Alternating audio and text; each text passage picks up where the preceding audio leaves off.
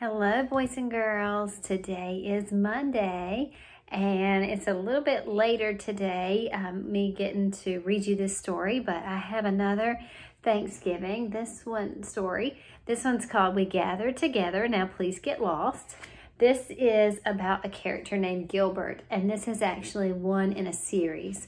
A series is a bunch of stories that go together, so there's actually a whole series of stories about Gilbert. But this is the Thanksgiving one. So it is written and illustrated by Diane DeGroat. And when we read, we go from top to bottom, left to right. That's how the story goes. So here we go. Let's see what Gilbert's going to do in this story. Gilbert was so excited that he tossed and turned all night long. Tomorrow, his class was going on a field trip to Pilgrim Town, and Gilbert kept thinking about how much fun it would be. Frank was going to be his buddy for the trip, and he promised to bring his checkers for the bus ride. Gilbert finally drifted off to sleep when, bam! Something bopped him on the head. Gilbert woke with a start and fell off the bed. His sister Lola laughed and waved her doll around. "You have to get up," she said. "I am up," Gilbert said. But really, he was down on the floor, stuck between the bed and the wall. Lola tried to bop him again. "Mom says you're late for school." Gilbert had never been late for school, but today he was tired and he didn't want to get up. When Gilbert stomped into the kitchen, his socks didn't match. Toothpaste was dribbling down his shirt, and his hair was sticking up in all the wrong places. "Oh dear," Mother said when she saw him. "It looks like you got up on the wrong side of the bed today." She handed him his lunch bag as he hurried out the door. Gilbert had missed breakfast, and his stomach growled all the way to school. Poor Gilbert, he overslept. When he got to the classroom, Mrs. Bird had already marked him absent. She erased the X next to his name and said, "You should be thankful that we didn't leave without you, Gilbert." Gilbert wasn't so thankful when he saw that everyone had already picked their partners for the trip. The only person left without a buddy was Philip. Philip was always the last one to get picked for anything. He couldn't catch a ball or run fast. He was also a big tattletale, and now he was Gilbert's buddy.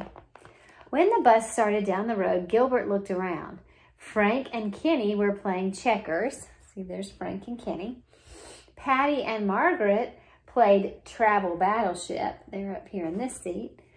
Louis and Sam read a comic book, but Gilbert and Philip just sat there. Gilbert's stomach growled again. He opened up his lunch bag, but Philip said, "I'm telling the teacher that you're eating on the bus."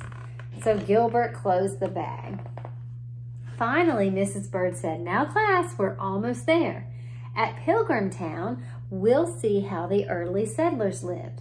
They were thankful they got through a hard winter, and they celebrated their first harvest with a Thanksgiving feast. During our visit today, I want you to think about all the things you can be thankful for." Patty raised her hand and said, "I'm thankful that no one threw up on the bus." Louis shouted, "I'm thankful we didn't have to do spelling today." Everyone laughed except Mrs. Bird and Philip, who was the best speller in the class. Gilbert just slouched in his seat and said, "I'm thankful we're almost there." When the bus pulled into the parking lot, Mrs. Bird said, "Remember to stay with your buddy at all times so no one will get lost." 2 by 2, they walked through the village where people in costumes talked about how the Pilgrims lived. As they headed toward the blacksmith shop, Gilbert ran to catch up with Frank and Kenny. Philip ran after him calling, "Hey, wait for me." Do you see Philip there yelling for Gilbert? Frank said, "Too bad we can't be triple buddies, Gilbert, but you have to stay with Philip." Gilbert's not being a very good buddy to Philip, is he? He's not being a very good friend. When Philip called up, he said, "Don't walk so fast, Gilbert. Miss Bird wants us to stick together." So Gilbert walked really, really slowly. Philip pulled at his sleeve and said, "Hurry up, Gilbert." At the hay barn, Gilbert hid behind a group of older kids, but Philip found him. "Stop it, Gilbert," he whined. "I'm telling Mrs. Bird that you're fooling around." "You're a big tattletale," Gilbert said. "Why don't you just get lost?" "I'm telling Miss Bird that you called me a tattletale," Philip said. Philip is kind of being a tattletale, but Gilbert's not being very nice, is he? On the way to the picnic area, Gilbert slipped into the restroom when Philip wasn't looking and locked the door behind him. Now Philip would never find him. Is that nice for him to hide from his buddy? No. Gilbert waited a few minutes and then he went to unlock the door. But the lock wouldn't turn. He tried again, but it was stuck. He banged on the door yelling, "Hey, Philip, I'm in here." Philip didn't answer. Gilbert banged on the door again. "Is anyone out there?" he shouted. But no one answered. Oh, Gilbert is stuck in the bathroom. Uh-oh, Gilbert thought. If Philip didn't see him go into the bathroom, no one would know he was in there. Or worse, Philip might not tell anyone that Gilbert was missing. That's what Gilbert would do if he were Philip. The class might leave without him, and Gilbert would have to spend the whole night there, alone, in the bathroom, in the dark. Suddenly, the doorknob jiggled. "Is somebody there?" Gilbert shouted. It was Philip. "Gilbert," he said, "I've been looking all over for you." "I can't get out," Gilbert said. "The lock's stuck." "Hold on," said Philip. "I'll get help." After a few minutes, a guide came with the key. When Gilbert finally got out, he saw Philip, but not the rest of his class. "Uh-oh," he cried. "We lost our class." The guide smiled and said, "Then we better check the lost and found." As they walked to the visitor center, Gilbert knew he was going to be in big trouble. And Philip was too, all because of him. Gilbert waited anxiously with Philip at the lost child corner until his class appeared. But Mrs. Bird wasn't mad. She said, "There you are. I'm so glad we found you." Louis wasn't so glad. He said, "We could have already been eating lunch, but we had to come looking for you and Philip." Gilbert said, "It's not Philip's fault. I was hiding from him and I got locked in the restroom, but he found me and got help."